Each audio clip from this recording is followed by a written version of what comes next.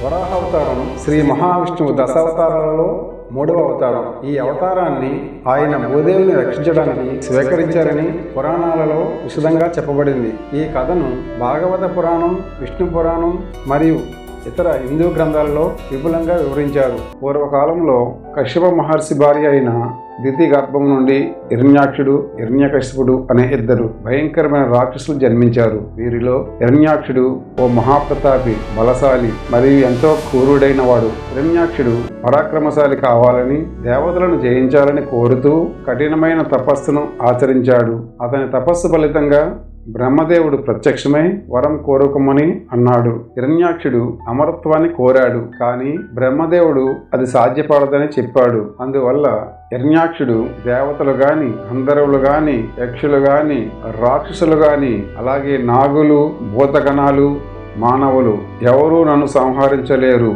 అటువంటి వరం ఇమ్మని కోరుకున్నాడు. బ్రహ్మదేవుడు ఆ వరాన్ని ప్రసాదించాడు. ఆ వర ప్రభావంతో హిరణ్యాక్షుడు అపారమైన బలం సంపాదించి 3 లోకాలను జయించేందుకు బయలుదేరాడు. అతను దేవతలపై భీకరమైన దాడులు చేయసాగాడు. దేవతలు భయపడిపోయి స్వర్గాన్ని విడిచి పారిపోయారు. ఆ తర్వాత అతను సముద్రాలని, పర్వతాలని, అగ్నిని, వాయువుని కూడా ఎదుర్కొని తాను అపారమైన శక్తిమంతుడిని అని నిరూపించుకునే ప్రయత్నం చేశాడు.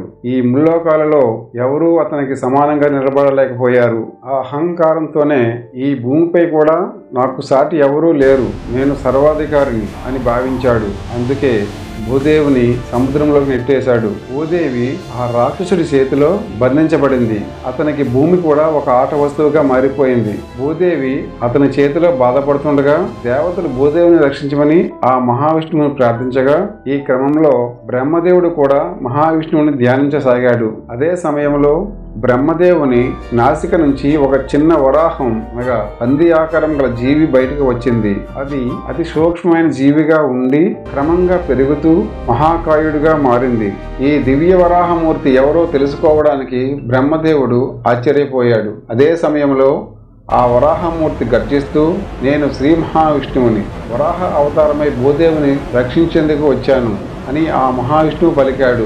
ఆ ధరించిన వరాహ రూపం ఎలా ఉందంటే కొండలంత పొడవైన శరీరాన్ని కలిగి అతి భీకరమైన గర్జనతో ఈ సముద్రాన్ని ఓరెత్తిస్తుంది. దివ్యమైన శక్తులు, మహాబలాన్ని కలిగి ఉంది. కాంతిపుంజముల, బంగారు రోమాలతో, పదునైన పొంతలతో, రక్తవర్ణపు కళ్ళతో వరాహ స్వరూపంలో భూమిపై అవతరించాడు ఆ మహావిష్ణువు. అనంతరం ఆయన విశాలమైన రూపంతో సముద్రంలోకి దూకాడు. సముద్రం మహావిష్ణువుని గంభీరమైన శబ్దాన్ని విని గాఢభక్తితో అణకువ పడిపోయింది. ఇది చూసి హిరణ్యాక్షుడు కోపంగా గర్జించాడు. వరాహుడిని చూసిన హిరణ్యాక్షుడు కోపంతో, ఎవరు నువ్వు?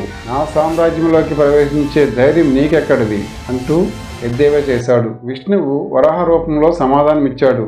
నేను ధర్మాన్ని మరియు భూదేవిని నీ చెర నుండి విముక్తం చేయడానికి వచ్చాను అని పలికాడు. ఆ తరువాత ఇద్దరి మధ్య భయంకర యుద్ధం ప్రారంభమైంది. హిరణ్యాక్షుడు పర్వతాలను విసిరి బలమైన తుఫాన్లను సృష్టించాడు. కానీ వరాహుడు తన గొప్ప శక్తితో వాటిని సమర్థవంతంగా తిప్పికొట్టాడు. సముద్రం ఉగ్రరూపం దాల్చింది. దేవతలు భయంతో చూస్తూ ఉండిపోయారు. చివరకు వరాహుడు తన పదునైన పొంతలతో హిరణ్యాక్షుడి గుండెను ఛేదించాడు. హిరణ్యాక్షుడు రక్తపు ప్రవాహంలో కూలిపోతూ తన శాపానికి గురయ్యాడు.